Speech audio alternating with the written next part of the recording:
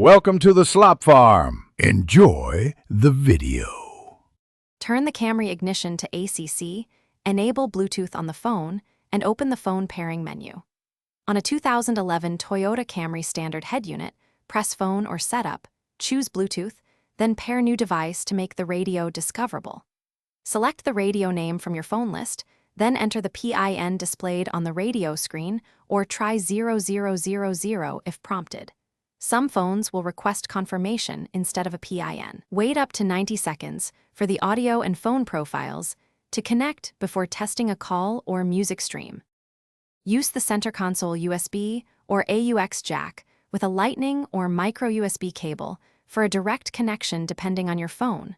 Plug into the labeled port in the console storage or glove box.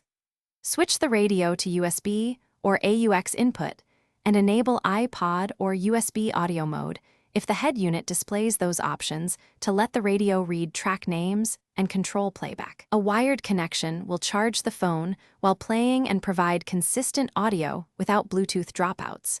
Improving call quality. Delete the old device from both phone and radio, then retry pairing as a fresh connection. Leftover memories often block new pairings.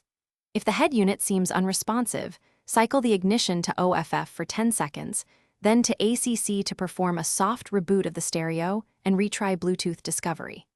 If pairing still fails, update the phone OS.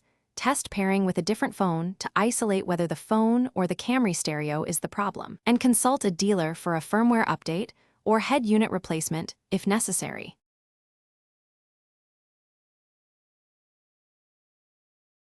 Thanks for watching.